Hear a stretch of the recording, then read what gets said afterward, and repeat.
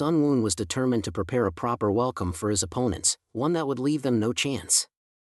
But for such a fitting welcome, there was still a lot of preparation to be done, gathering all the necessary information, utilizing all his resources, all his insects. In this perished world, players are slowly expanding their controlled territory. But that doesn't stop players from using their controlled creatures outside of their territories. And Sunwon took full advantage of this opportunity by investing a lot of his resources to mess with his neighbors. He even developed 3 main levers of influence over neighboring areas and players based on his specialization in insects. The first leverage is a group of locusts called a swarm. With the help of a swarm of locusts, Sunwon could control the development of civilizations that relied on farming. But he was careful not to draw attention to his actions. His next tool was to spread disease and viruses using his beetles. Having used them against the frogmen, Sunwon did not stop there and continued to develop new pathogens. In this way, he systematically expanded the list of diseases he could use against other civilizations. And finally, the last tool was the nest, which he built in the controlled area, and where he grew his beetles in such quantity that they ravaged the entire area, leaving only desert behind. That was the end of the tools he could directly control, but that was not all. Due to the power, fame, and influence of the Rakrak tribe, the weaker lizard tribes around them decided that it would be more profitable and safer for them to submit to the black-scaled lizards and form an alliance with them. These tribes joined them one by one. Now looking at the map, he realized that it was only a matter of time before the southern peninsula was taken. But the only remaining question was what to do with those players who behave inadequately and try to interfere with him. And the solution was obvious. They had to be taken out of the equation. But all in good time. Meanwhile, in the lands of the perished world, 2 travelers arrived at a camp of black-scaled lizards. Owen asked one of the passing lizard men why the camp was so quiet and sad. Had someone died? And soon he received the answer, the Stargazer has died. Owen was saddened. It was a significant loss to their tribe. Then Hui said he had heard of him before. And since that was the case, today was probably not the right day for his visit. So he'd better just go for a little walk and come back in a few days. Owen shook his head and replied, "That's fine. We don't think it's a bad thing if a traveler comes to a funeral. We generally consider it to be good luck." Hui had a logical question. Why do they think that? Then Owen explained that he thought it was good to have another person to share the grief with. Tonight they would talk about the Stargazer all night. And when the sun came up tomorrow, Hui would realize their sadness and grieve for the Stargazer as his friend. Hui thought for a moment and nodded, which made a little sense. Owen and Hui walked through the tents and headed towards where the funeral was being held. All the black-scaled lizards recognized Owen, so the 2 of them made it to the funeral site without any problems. There, a lizard with a sturdy build and buffalo horns on his head stood near the burning altar. He wasn't wearing anything too ornate or unusual, but from the way the other lizard men were treating him, they could tell that this was a high-ranking member of their society. We immediately took notice of him as his figure stood out from the crowd. The lizard man stood closest to the altar, and we guessed correctly. It was Rakrak himself, the leader of the tribe and their high priest, and tears were pouring from under his bone mask. Hui noticed this, and immediately asked Owen if it was normal for a tribal leader to shed tears.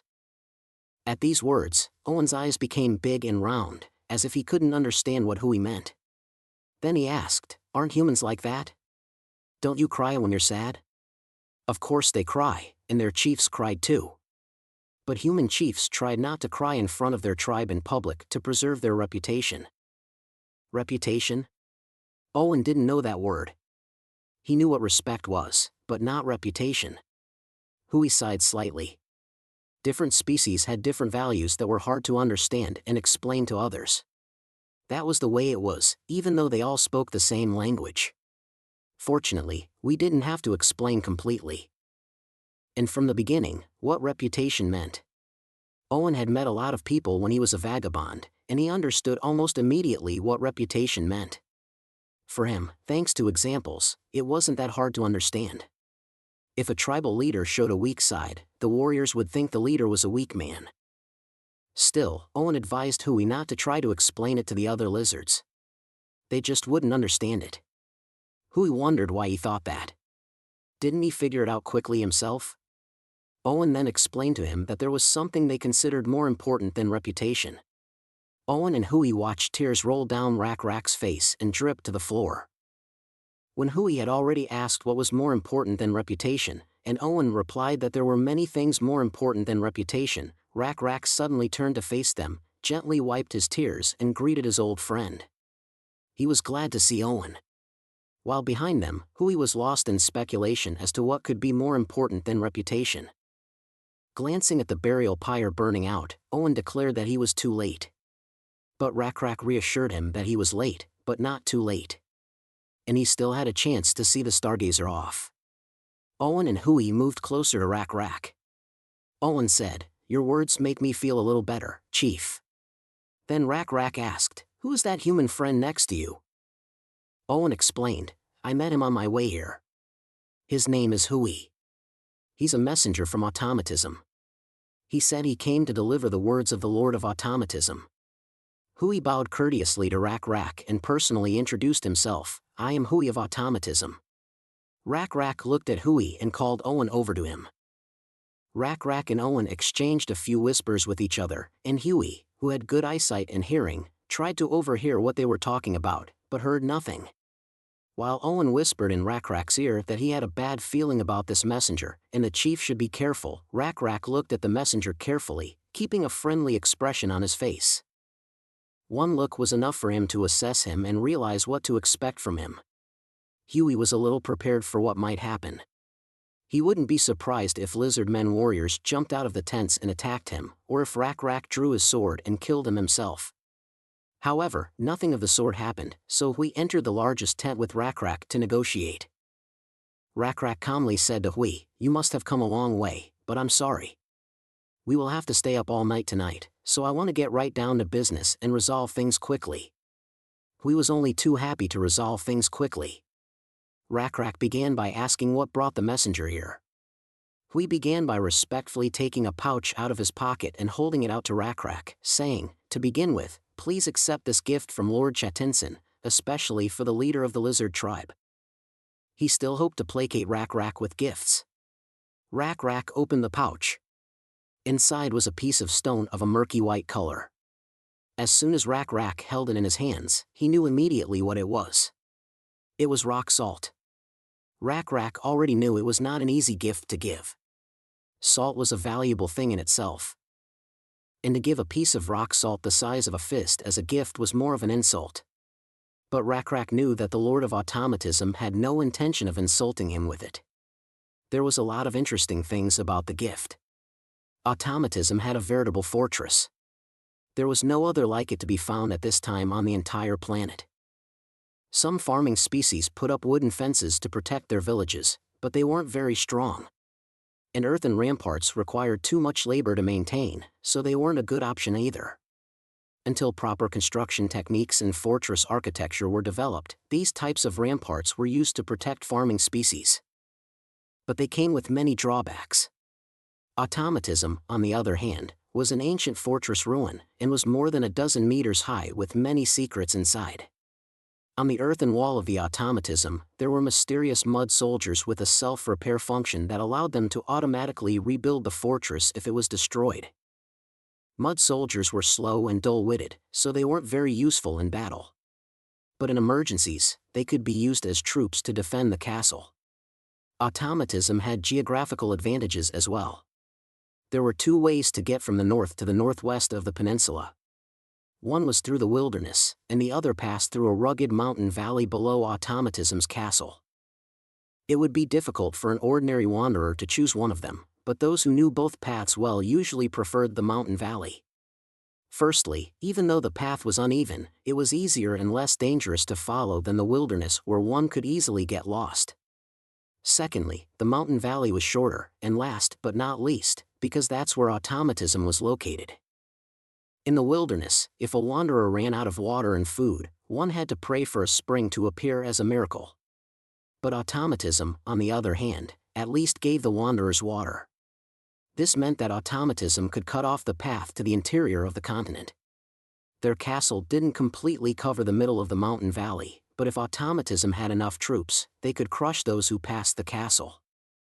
Rakrak believed that despite the neutral relationship between the black-cheeked lizards and automatism, if automatism's men felt they could capitalize on a single betrayal, they would do so without question. Rakrak couldn't say for sure if they would eventually come out to the Greater Land. But the blue insect god is wary of the continent and the northern region. So, it should be safe to pass through this mountain valley. Beyond the mountain valley was a path leading to the north and northwest of the continent. And there was another important thing, just as important as the path. Automatism was not just an ancient ruin built in a remote location. Inside, automatism was a salt mine. The people inside automatism weren't very strong, so the amount of salt they could mine was small, but it was still salt. Salt was an important resource, especially in animal husbandry. Carnivores and omnivores could maintain sodium levels in their bodies by eating other animals, but this was not the case for herbivores. Herbivores could not maintain their sodium levels by eating only plants. Therefore, they consumed minerals by licking rocks that had salt on them, as well as ingesting soil. However, when herbivores were artificially fed by humans and continued to travel long distances, they rarely, if ever, had the opportunity to consume the minerals they needed. Herbivores whose bodies lacked sodium experienced vomiting or stomach upset due to hyponatremia and eventually died of kidney failure. Salt was especially important for pregnant animals. As a result, it was a critical resource for lizards. Once black-cheeked lizards became involved in animal husbandry, they constantly required excessive amounts of salt. Salt was also used for more than just animal husbandry. Salt was used not only to season food for cooking, but also for preservation. As livestock numbers increased, it became increasingly difficult for black-clawed lizards to rely on smoking alone. Salt was also used for chemical treatments, such as making paint or tanning leather, as well as for washing things and for funerals. Other uses included fertilizer or even currency, but the black-cheeked lizardmen did not use salt for these purposes. Rakrak was well aware that most of the supply came from automatism. Salt from the far coast was unavailable because it was too expensive to bring inland, and supplies from the salt lakes were scarce because there weren't many of them. Therefore, automatism became the largest producer of salt in the area. The fact that a piece of rock salt was brought from such a place meant only one thing. We confirmed his hunch and repeated that it was a gift from Lord Automatism, and their colony was famous for salt production. "This is the first rock salt the Automaton Lord has ever given you for nothing," we said. Rakrak immediately realized that the first time means there will be a second and a third. We smiled and promised there would be more after that. His face was partially hidden by the beard and hood he wore, and you couldn't see all of his emotions. Rakrak smiled too, but not as friendly, nodded and took the rock salt in his hand. Then he made a fist with the rock salt in it.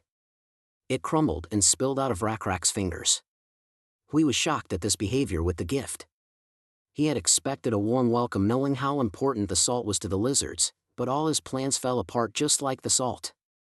Rakrak then said, wiping the salt residue from his hands, "Tell your master that I have accepted this gift well." Hui was shocked and didn't understand what was going on and asked him, "What did you do?" Rakrak pretended to think about it, then answered him, "Oh, you don't know because you don't have a god. It's just one of our rituals. If you sprinkle a small lump of rock salt on the ground, our god will be pleased. That's all you need to know." The men of automatism had no god, but Hui knew that the presentation before him was a brazen lie.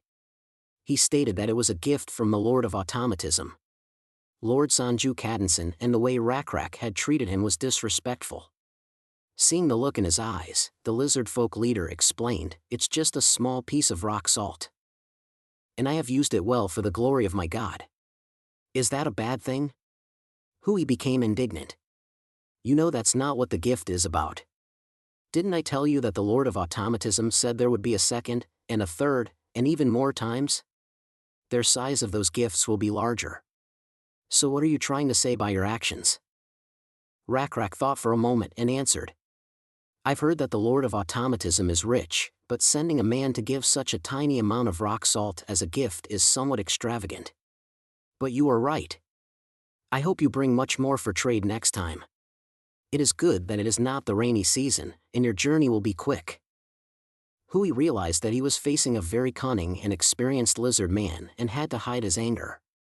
However, it wasn't that they didn't understand each other. It was that they belonged to different races and didn't trust each other. Hui could barely contain his irritation. Rakrak completely crumbled the piece of rock salt that Hui had given him. Although Rakrak's actions were rude, Hui didn't care. It wasn't rudeness per se, it was a way to complete the diplomatic procedure of refusing to negotiate further. In the end, Rakrak got the salt and used it. The Lord of Automatism could say nothing against it. Hui suggested, "Let's talk seriously, why did you refuse the gift? Don't you need the salt?" Rakrak stared blankly at the tent without even turning in his direction. He seemed to be looking up at the stars. He motioned for the man to go home, but the man couldn't just go back with nothing. Then Rakrak turned to Hui and said, "All right, Hui, the man who came from automatism, let's have a talk. Honestly, I don't really like what it's called, saving face and finding hidden meanings in words." Only then did Hui realize what he was getting at and asked, "Are you talking about diplomacy?" Rakrak assured him, "Yes, that's exactly what I'm talking about. I don't really understand all this nonsense and I don't like it. I like straight talk better." Now Hui had nowhere to go and he agreed saying, "Okay, Rakrak, let's talk directly. Why did you refuse?" Rakrak raised a finger and proceeded to explain, "First of all, I don't like to accept offers that others have turned down." Hui looked at him not understanding what he was getting at and asked, "Okay, Rakrak. What does that mean?" Rakrak answered impatiently. "If someone else turned it down, it means the offer wasn't worth it. It may be a better offer for me than the previous person, but it's still worth reconsidering and offering something better." Hui snickered, but assured Rakrak that this was incorrect, and he was wrong. The Lord had made this offer solely for him. But Rakrak knew enough to see through his lies and asked, "Do you really think Owen met you by chance and brought you here because you were lucky?" Hui gritted his teeth. He didn't think the lizards had it so together. Rakrak continued to speak. "Owen told me you came from the north, not the west. That means you came from the desert, not from automatism. And across the desert is the tribe of the Knolls of Severed Ears. I bet you made the same offer to Salkat their chief, but were refused. Perhaps he refused for another reason, which I will tell you now." We listened to him in silence. Rakrak went on to say, "There are no gifts for nothing. I don't believe in that. I think even the greedy Knolls can understand that, and that is why they rejected your gifts." We tried to object, saying, "That's not the point. The Lord of Automatism is trying to give you salt. Without asking for anything in return and just as a token of our friendship." Rakrak shook his head and continued to speak. "If we accept your salt, we will have to protect you. Am I not right?" Pointing at him with his hand, he explained, "When you humans are locked and surrounded in the castle of automatism, we will have to worry about the safety of our salt. If we play along with your diplomacy and you get in trouble, we will have no choice but to turn our attention to fights that have nothing to do with us." Hui said cautiously, "Rakrak, that is what diplomacy is." Of course Rakrak knew this, but was masterful at playing his part. Then Hui decided to come at it from the other side and said, "It's not necessarily a gift with nothing in return.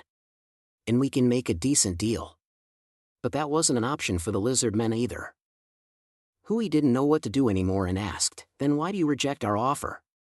Rakrak laughed and asked, "You really don't know? I'm sure the Knoll chieftain Socknight has already told you." Why silently listen to the same answer he had heard from the Knoll chieftain? "Why don't we just take over automatism? If we kick the humans out, the salt mine and castle of automatism will be ours, and we can mine more salt than the humans could sell us. Isn't that right? Now why don't you tell me the truth? Or should I address you as Lord of Automatism, Vizio?" To this he could answer nothing. It seemed the fate of their settlement was sealed and diplomacy could no longer help them. Their weakness was too obvious.